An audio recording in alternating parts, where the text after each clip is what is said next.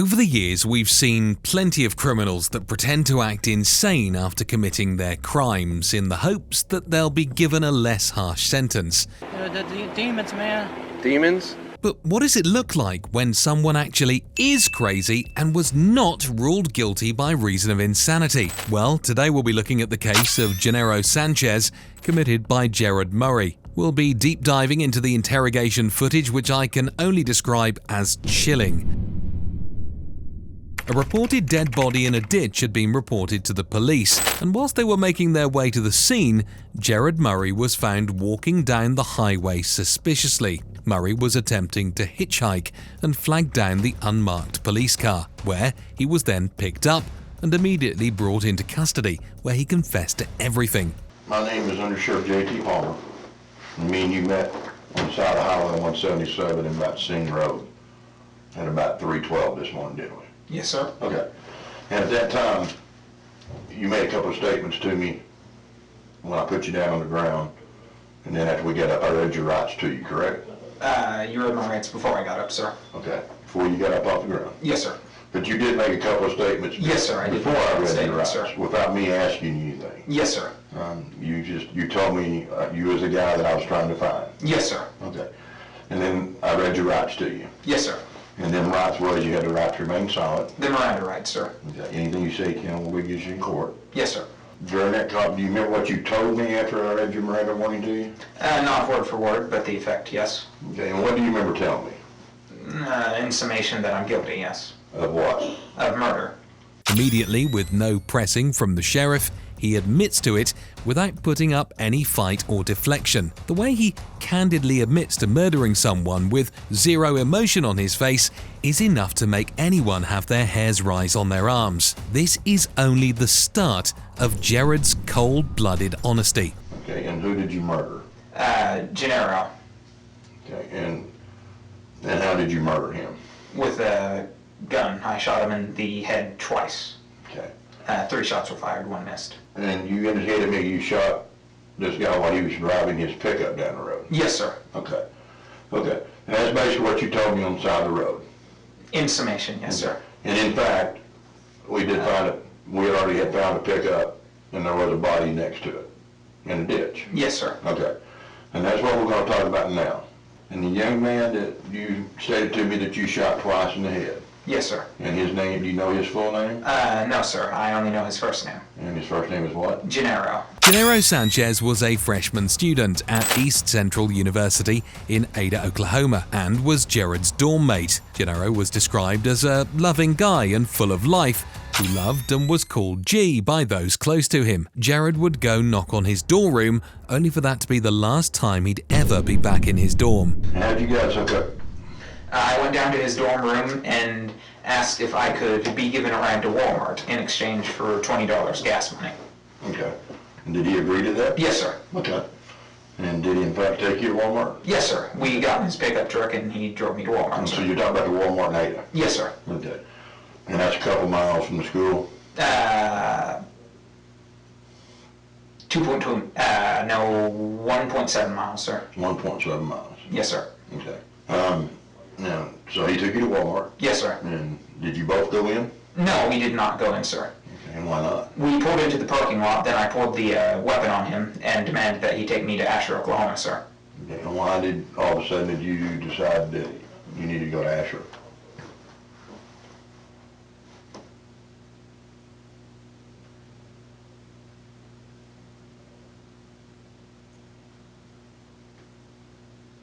Because I was planning to take him out into the country and kill him. That long pause before staring straight in the sheriff's eyes and revealing his motive with no expression was terrifying. We've seen many criminals be honest about what they've done, but not as cold-hearted and honest as this. What you'll hear next is potentially one of the most heartbreaking things out of this whole interrogation. Okay. And when did you get to the point where you knew it was going to be him? That was 3 days prior to the incident. And why him?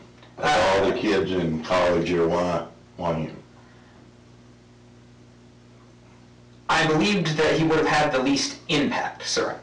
Impact of on what? I believed he didn't have many friends, or many close friends, I should rephrase, And as his as he is going missing, his absence would be less notable. Truly heartbreaking. His only motive for choosing him was purely on his social status and how easy of a victim he would be.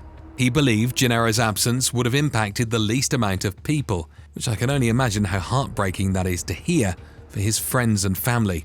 So when you pulled the gun on him at Walmart in the parking lot, Yes, sir. what did you tell him? I told him to take me to Ada. Asher. Asher. And did he say anything?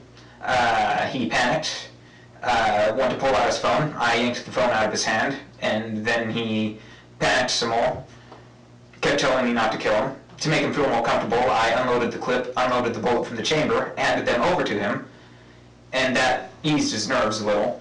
Then I pulled a second clip out of my pocket and set it on my lap.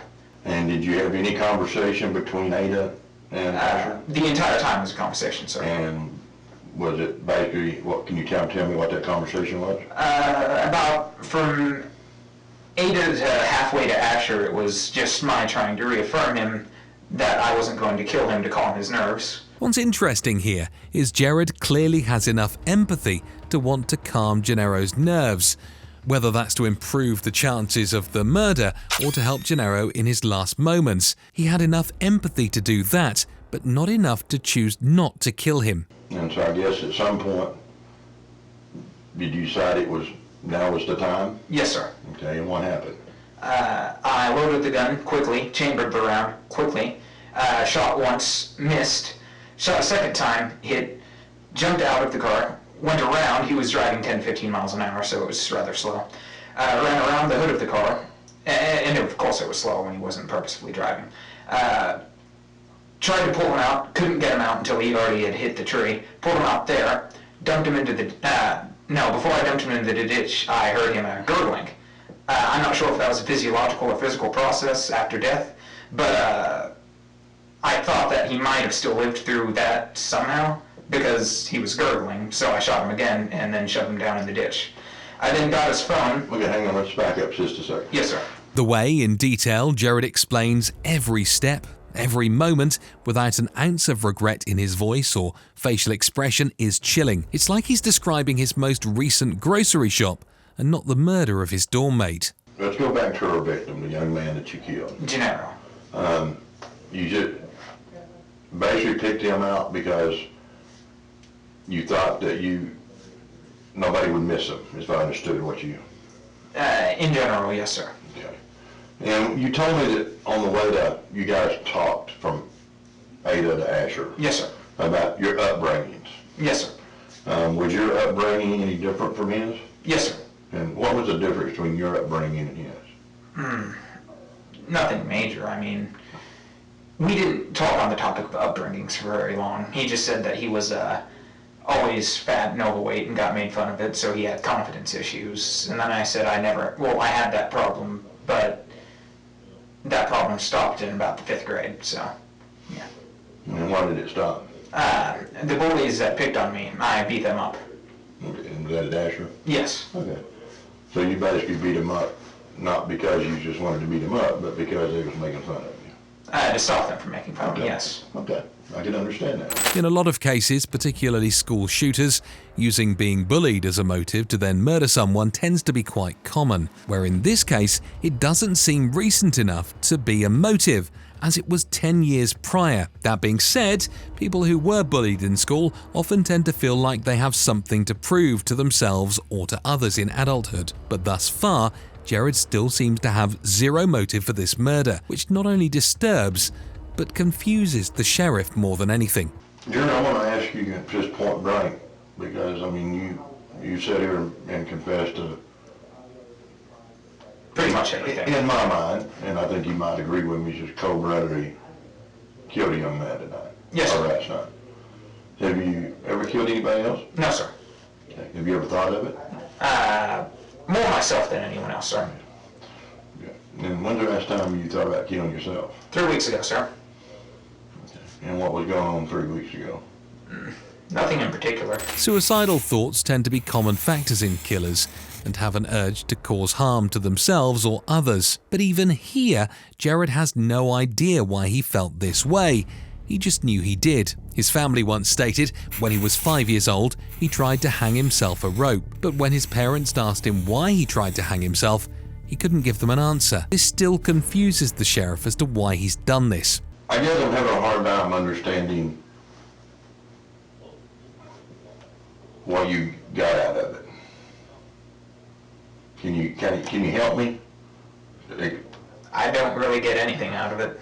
I mean, but why, if you wouldn't want to get some self-gratitude or something, why did you do it? I guess is what I'm asking. If I'm pressed to answer, I'll say it's to prove the strength of my resolve. But that's only if I'm pressed to answer. I'm not pressing you, I'm just trying to understand. Then I don't know why. Okay. So it just Popped in my head and... popped in your head? And you Yes, did. sir. Normally, I'm hungry pops into people's head, and not I should murder an innocent person. Jerrod can't formulate a valid reason for murdering Generro, and simply doesn't know why he's done this. The next question would be, well, does he feel bad for what he's done? I want to ask you this, and you can answer if you want. I'm having a hard time. Yes, sir. Do you feel any remorse? I'm sad that I got caught so quickly. But that's almost lessened by being caught by someone who has sheriff on their jacket, so... But for killing them, no. He hesitates when talking about how he got caught so quickly, insinuating that he does genuinely feel upset that he got caught so quickly. But when you're talking about regret about killing young Generro, absolutely zero hesitation or remorse for Generro. But for killing them, no. This still confuses the sheriff. Most interrogations, they have to press them and catch them out to having committed a crime. But with Jerrod, he's having to press him just to find even a slither of a reason for why he's done this. Tell me why I should believe you that there just was going to be one person that was going to suffer from your consequences of killing. You have no reason to believe me, sir. I agree, but you're trying to tell me that you're just going to do it one time and that was going to be the end of it? Yes, sir. I guess I'm just still having a real hard time understanding why. Why him?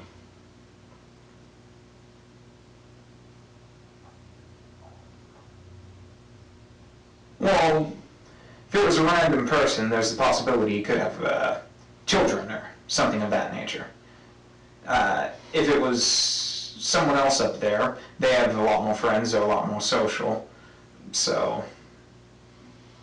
So,